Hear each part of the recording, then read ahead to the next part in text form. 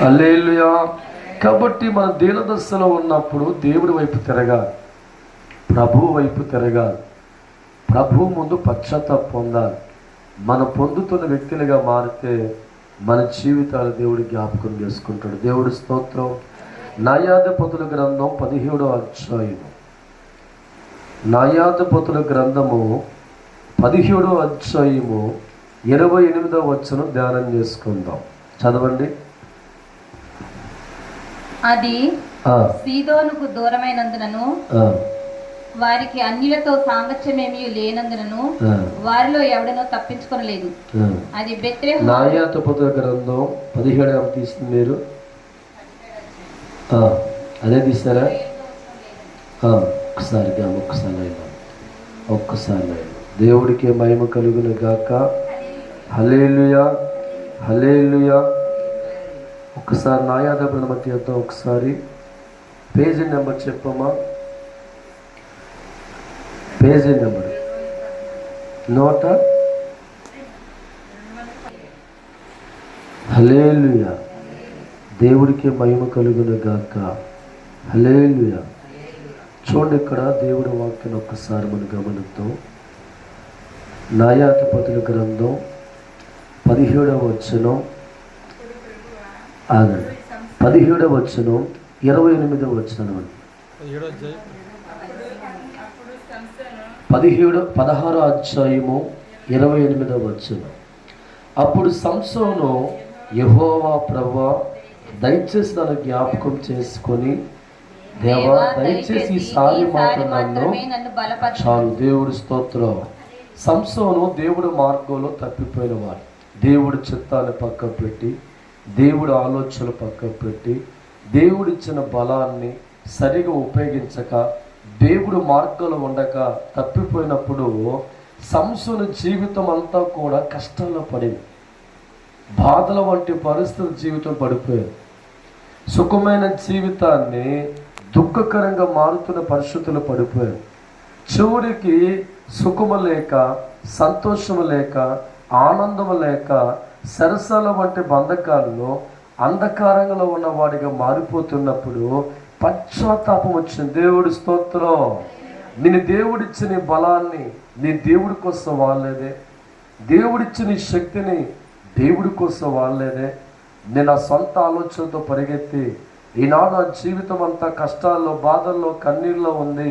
కాబట్టి సంసోను మళ్ళా ప్రభువు వైపు తిరిగి పశ్చాత్తాపం అడుగుతూ, ప్రభువా నేను తప్పిపోయింది తండ్రి, నా జీవితం దారి తప్పింది, నువ్వు చూపించిన మార్గంలో ఉండక, నీ ఆలోచన జరిగించక, నీ చిత్తం నెరవేర్చక నీ తప్పిపోయిన తండ్రి నన్ను క్షమించు, ఈ ఒక్కసారి ఏం చేయంట, నన్ను జ్ఞాపకం చేసుకో. దేవుడి స్తోత్రం. హల్లెలూయా. దారి తప్పిన మనిషి తిరిగి దేవుడి వైపు చూసి తన తప్పు తెలుసుకొని పశ్చాత్తాపం చెంది దేవుని బతమాలుకునే వ్యక్తిగా ఉంటే ఖచ్చితంగా దేవుడి జ్ఞాపకం చేసుకుంటా. సంసోను దారి తప్పిపోయినా, లోక మార్పులకు వెళ్ళిపోయినా, నష్టాలు బాధలు పట్టు ఉన్న వ్యక్తిగా ఉన్న తర్వాత సత్యాన్ని ఎరిగిన వాడిగా మారి ప్రభువు వైపు తిరిగి దేవుని బతుమాలుకుంటూ ఉంటే సంసోను జీవితాన్ని దేవుడి జ్ఞాపకం చేసుకున్నాడు. ఏ బలమైతే సంసోను జీవితంలో కోల్పోయాడో, ఏ ఆత్మనైతే సంసోను జీవితం కోల్పోయాడో, ఏ శక్తినైతే సంసోను జీవితంలో కోల్పోయాడో, ఏ దేవుడైతే సంసోను జీవితంలో దూరం అయిపోయాడో, ఎప్పుడైతే ప్రభువు వైపు తిరిగి పశ్చాత్తాపం కలిగి దేవుని బతుమాలుకున్నాడో, మరలా దేవుడు సంసోను జ్ఞాపకం చేసుకున్నాడు. తప్పకూడదు ఒకసారి. హల్లెలూయా, హల్లెలూయా. దేవుడు జ్ఞాపకం చేసుకున్న తర్వాత బలముతో, శక్తితో నింపబడ్డాడు. దేవుడు ఆత్మతో నింపబడ్డాడు.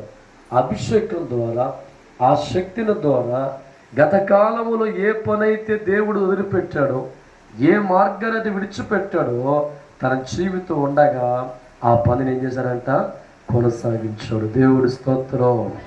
మన జీవితంలో కూడా దేవసనమా, మనం గాడి తప్పుతున్నప్పుడు, మార్గం తప్పిపోతున్నప్పుడు, లోక మార్గంలో పడిపోతున్నప్పుడు మనకి తెలియకుండా మనం కష్టాలు, బాధలు, కన్నీళ్ళు తెచ్చుకుంటాం. కానీ సత్యాన్ని ఎదిగిన తర్వాత నిన్ను జ్ఞాపకం చేసుకో తండ్రి అంటే ప్రభు జ్ఞాపకం చేసుకుంది. కానీ ఈ స్థితిలో మనుషులు జ్ఞాపకం చేసి ఏలకోలం చేస్తారు.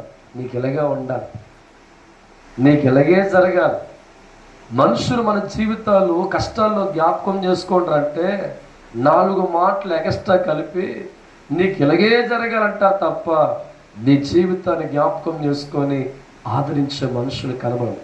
అప్పుడు చెప్తే విన్నావా, అప్పుడు చెప్తే చేస్తావా, నీకు ఇలాగే జరగాలని చెప్పి మన కష్టాల్లో ఉండి ఏడ్చి జ్ఞాపకం చేసుకుండ్రా అని మన మనుషులతో అంటే వారు 2 మాటలు మనతో వేసి బాధపడుతూ ఉంటారు. కానీ సంసోను జీవితం గమనిస్తూ ఉంటే తప్పులు తెలుసుకొని పశ్చాత్తాపం కలిగిన వ్యక్తిగా మారి ప్రభు వైపు తిరిగి నీ పని చేస్తాను తండ్రి, నా జీవితంలో మరలా జ్ఞాపకం చేసుకో అంటే ప్రభువు మరలా అనలేదు, నువ్వు అప్పుడు అలా చేసావు కదా అల్లా. దేవుడి స్తోత్రం. సంసోను మారి ఉదయాన్ని జ్ఞాపకం చేసుకున్నా, మారిన మనసును జ్ఞాపకం చేసుకున్నా, తన దేవుడు పని చెయ్యాలి అనుకుని తపన జ్ఞాపకం చేసుకున్నా. మళ్ళా దేవుడు ఆత్మ చేత, దేవుడి శక్తి చేత ఏదైతే కోల్పోయాడో అట్టి దాన్ని మరలా ఎవరిచ్చారు? దేవుడు. దేవుడి స్తోత్రం. ఈరోజు సురేష్ జీవితంలో కూడా గత 20 సంవత్సరాలు తెలియదు కానీ దేవుడు మార్గం తప్పిపో ఉండొచ్చు, దేవుడు మాట చెమదాటు ఉండొచ్చు. తనకొచ్చిన కష్టాన్ని బట్టి ఎవరైనా ఆదరిస్తారేమో అనుకుంటే చాలామంది అనుండవచ్చు, వాడికి అలాగే జరగాలి. దేవుడి స్తోత్రం.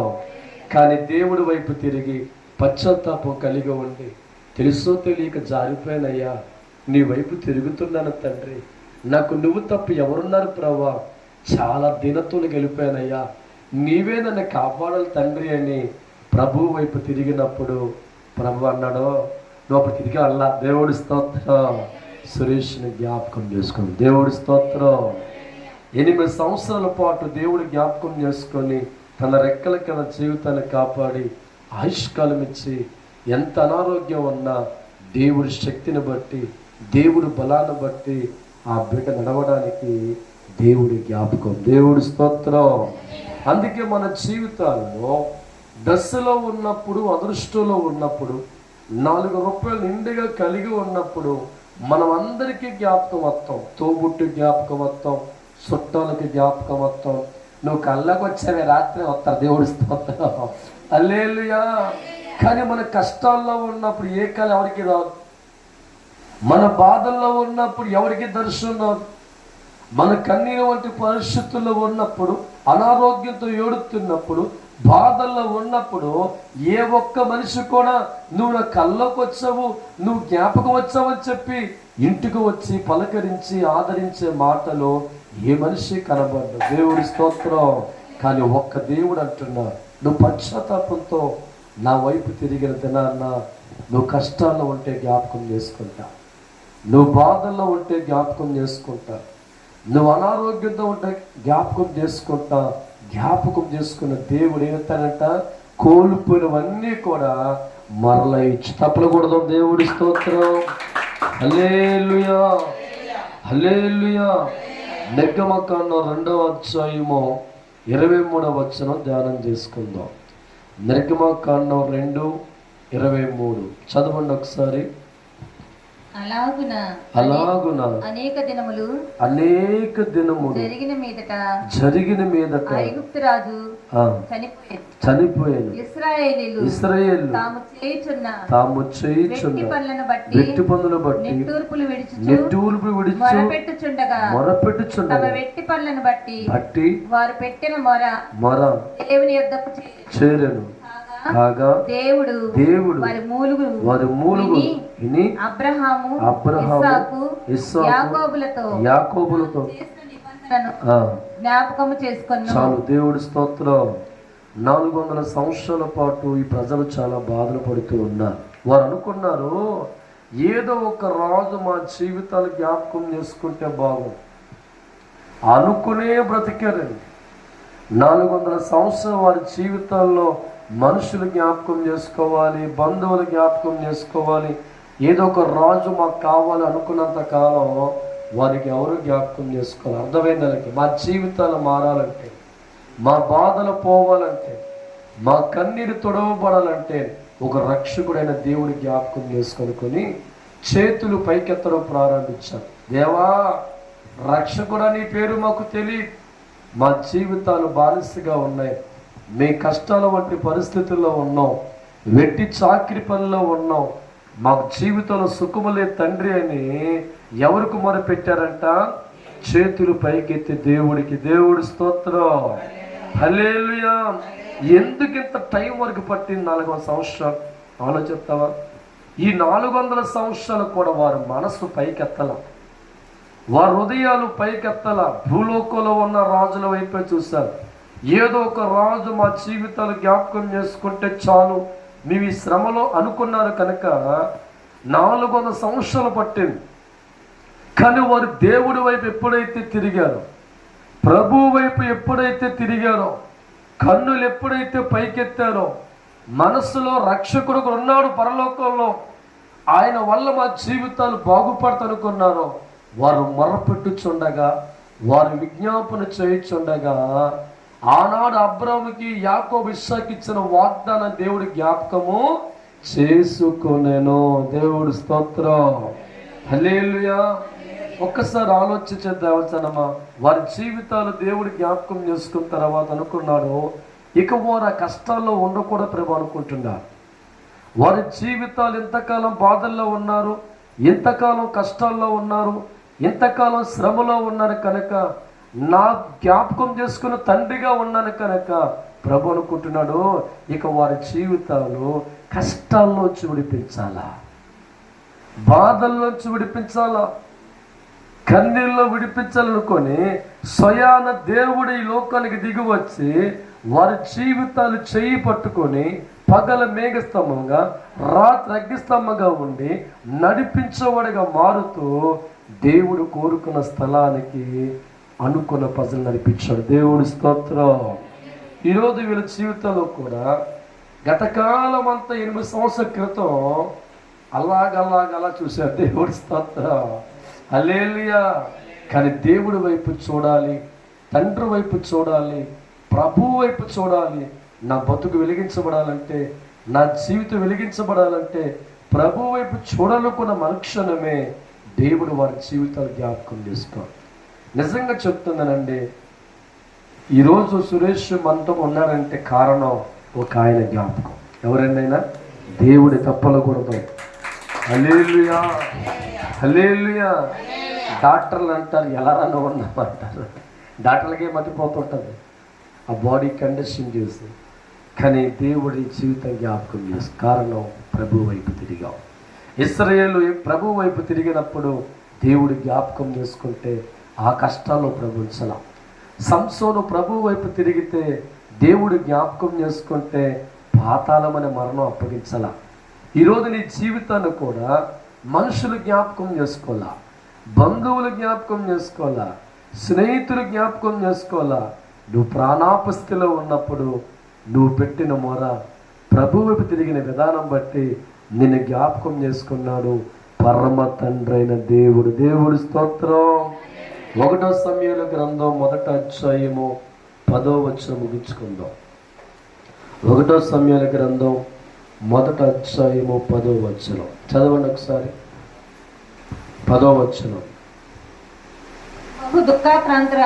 చాలా బాధ కలిగిన స్త్రీగా వచ్చి యెహోవా సన్నిధిని దేవుడు ఉన్న మందిరంలోకి వచ్చి ప్రార్థన చేయుచు కన్నీళ్లతో ప్రార్థిస్తూ బహుగా ఏడ్చుచు చాలా బాధపడుతూ సైన్యములకు అధిపతి యెహోవా తండ్రి, నీ సేవకురాలైన నీ బిడ్డను నన్ను నాకు కలిగి ఉన్న శ్రమను నీ చూసి చాలా అవమానంతో ఉన్న శ్రమను చూడయ్యా, నీ సేవకురాలైన నన్ను మరువక నన్ను మర్చిపోకుండా జ్ఞాపకం చేసుకుని నీ సేవకురాలైన నాకు మగపిల్లను దయచేసిన ఎడల చాలు. దేవుడి స్తోత్రం.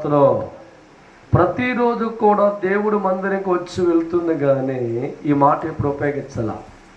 భర్త ముందుకెళ్ళి ఒకసారి జ్ఞాపకం చేసుకయ్యా చాలా మంది అవమానిస్తున్నారు అని ఏడ్చిన దినాలు ఉన్నాయి.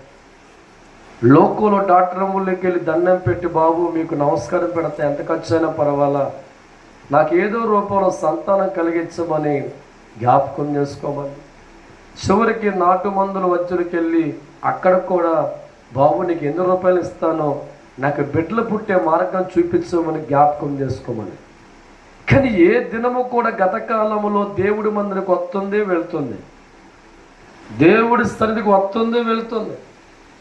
కానీ ఈ మాట దేవుడితో మాట్లాడి నా జ్ఞాపకం చేసుకో, నా జీవితం నువ్వు జ్ఞాపకం చేసుకుంటే నాకు ఏ లోటు అయితే ఉందో, ఏ ఇబ్బంది అయితే ఉందో అది తీర్చబడుద్ది అని అర్థం చేసుకోక ప్రతి సంవత్సరం దేవుడి ముందుకు వెళ్తుంది. దేవుడికి ఏదో ఒక మొక్కుబడి చెల్లించి వస్తాం తప్ప నన్ను జ్ఞాపకం చేసుకోవద్దని ప్రార్థించాల. దేవుడి స్తోత్రం. మనుషులందరూ ముందుకెళ్ళి అడిగింది, వారు ఏమీ చేయలేకపోయారు. భర్త ముందుకెళ్ళి అడిగింది, భర్త ఏమీ చేయలేకపోయాడు. డాక్టర్ల ముందుకెళ్ళి అడిగింది, డాక్టర్లు ఏమీ చేయలేకపోయారు. నిరాశలోకి వెళ్ళిపోయారు, దుఃఖములోకి వెళ్ళిపోయారు. ఇక నా జీవితం మారే అవకాశం లేదా, నేను బాగుపడే అవకాశం లేదా, నాకు బిడ్డలు పుట్టే అవకాశం లేదా అనుకొని ఏడ్చుకుని అడుగొచ్చిందంట దేవుడు మందిరములోకి. తప్పకూడదు ఒకసారి దేవుడి స్తోత్రం. హల్లెలూయా. దుఃఖముతో, వేదనతో, కన్నీరు వంటి పరిస్థితుల్లో, కలవరం వంటి పరిస్థితుల్లో, ఆందోళన వంటి పరిస్థితుల్లో ఏడ్చుకొని బహు దుఃఖముతో దేవుడు అంటుంది, ప్రభా ఒక్కసారి జ్ఞాపకం చేసుకో ప్రభా. ఎంతకాలం నీ ముందుకు రాక, నీ ముందు మొరపెట్టక, నిన్ను కోరుకోక నా భర్త ముందుకెళ్ళి జ్ఞాపకం చేసుకోమన్నానయ్యా, బంధువుల ముందుకెళ్ళి జ్ఞాపకం చేసుకోమన్నాను తండ్రి. అయ్యా నేను నీ వైపు తిరిగేనయ్యా, నీ వైపు నీ తిరిగి నా మనసు అప్పగిస్తున్నాను, నన్ను జ్ఞాపకం చేసుకో తండ్రి అని ఏడుత ఎక్కడ పోయిందంట దేవుడు ముందుకి. దేవుడి స్తోత్రం. హల్లెలూయా. దేవుడు అన్నాడా, ఇప్పుడు గుర్తొచ్చాను నీకు అన్నాడా? దేవుడి స్తోత్రం. అదే మన చుట్టాలు అంటారు, ఎరా ఇప్పుడు గుర్తొచ్చా మీకు, ఎన్నెలు ఎక్కడ పోయా ఏమంటారండి? ఇప్పుడు గుర్తొచ్చావా? దేవుడి స్తోత్రం. హల్లెలూయా. ప్రభు తన దుఃఖాన్ని చూసి, తన కన్నీరు చూసి, ప్రభు వైపు తిరిగి విధానం చూసి అన్నాడు, అన్నా నీ కన్నీరు చూశాను, నీ బాధను చూశాను, నీ కష్టం చూశాను, దేన్ని జ్ఞాపకం చేసుకోమన్నావో నేను జ్ఞాపకం చేసుకున్నాను. వచ్చే సంవత్సరం ఏమవుతుందంట, చక్కని కుమారుని అనుగ్రహించబడుతుంది. దేవుడి స్తోత్రం. హల్లెలూయా. లోకమంతా జ్ఞాపకం చేసుకున్నా తన స్థితి మారలేదు, కానీ ఒక్క దేవుడు జ్ఞాపకం చేసుకుంటే అన్న జీవితం మారిపోయింది. దుఃఖం పోయింది, కష్టం పోయింది, బాధ పోయింది, వేదన పోయింది. ఏది బట్టి దుఃఖం వచ్చిందో ఆ దుఃఖాన్ని దేవుడు తీర్చాడు, ఆ కుటుంబం చల్లగా ఉంచాడు. దేవుడి స్తోత్రం. ఈరోజు కూడా సురేష్ దేవుణ్ణి జ్ఞాపకం చేసుకోమంటున్నాడు. అయ్యా నా జీవితం జ్ఞాపకం చేసుకుంటావా, నా బతుకుని జ్ఞాపకం చేసుకుంటావా? పరమ వైద్యుడు నీవే కదా తండ్రి, నాకు నువ్వే అండగా ఉంటే, నాకు తోడుగా ఉంటే, నన్ను జ్ఞాపకం చేసుకుంటే నిన్ను బట్టి జీవించి ఉంటాను తండ్రి అని ఆ బిడ్డ కూడా ప్రతి దినము కూడా ఎవరికి మొదలు పెడుతున్నాడు? ఎవరికండి? దేవుడికి. దేవుడి స్తోత్రం. దేవుడిని జీవితం జ్ఞాపకం చేసుకోవాలి కాబట్టి మనం ఇంకా నోటిగా అన్నం తింటున్నాం. దేవుడి స్తోత్రం. ఈ కుటుంబంలో ఉన్న వ్యక్తి ప్రభువు వైపు తిరిగి పశ్చాత్తాపం కలిగి గతకాలం ఉన్న జీవితాన్ని మార్చుకొని ప్రభువు మాటకు లోబడి ఆయన బతుమాలుకునే స్టేజ్కి ఆ బిడ్డ ఎదిగి ఉన్నాడు కనుక 8 సంవత్సరాల క్రితమే నీ జీవితాన్ని దేవుడు జ్ఞాపకం చేసుకున్నాం, నీ బతుకుని ప్రభువు జ్ఞాపకం చేసుకున్నాం. దేవుడు జ్ఞాపకం చేసుకున్న వారి జీవితాలు ఎల్లకాలం దేవుళ్ళు వర్ధిల్లుతాయి. అట్టు వర్ధిల్లే స్థితి సురేష్కి, వారి కుటుంబానికి, వచ్చిన వారికి అనుగ్రహించబడిన గాక. మోకరించి ప్రార్థన చేస్తున్నాం. పరిశుద్ధుల ప్రేమ కలిగిన తండ్రి, మీ ఘనమైన నామమును బట్టి స్తోత్రాలు. మీ దశలో వర్ధిల్లుతూ ఉంటే, అదృష్టవంతులుగా వర్ధిల్లుతూ ఉంటే, 4 రూపాయలతో వర్ధిల్లుతూ ఉంటే ప్రతి ఒక్కరికి మీ కళ్ళలోకి వస్తాం తండ్రి. ప్రతి ఒక్కరు అంటారు నేను జ్ఞాపకం చేసుకున్నాను ప్రతిరోజు అంటారు. దేవుడి స్తోత్రం. కానీ కష్టాల్లో ఉన్నప్పుడు మమ్మల్ని ఎవరూ జ్ఞాపకం చేసుకోరు తండ్రి. కానీ నీ వైపు తిరగగలిగితే, పశ్చాత్తాపంతో బతమనుకోగలిగితే, కష్టాల్లో, కన్నీళ్ళలో, బాధల్లో ఉన్న వారిని నువ్వు జ్ఞాపకం చేసుకుంటావు తండ్రి. ఈనాడు సురేష్ మీరు జ్ఞాపకం చేసుకున్నారు ప్రభు. మీరు జ్ఞాపకం చేసుకున్న వారు వర్ధిల్లుతారు తండ్రి. బలహీనతలో వారు ఉండరు, అనారోగ్యంలో వారు ఉండరు తండ్రి. మరి కుటుంబం మీ చేతికి అప్పగిస్తుందని ప్రభా, మంచి ఆరోగ్యం వారికి అనుగ్రహించండి. ప్రతి వ్యాధి యేసు నామములో తొలగించండి.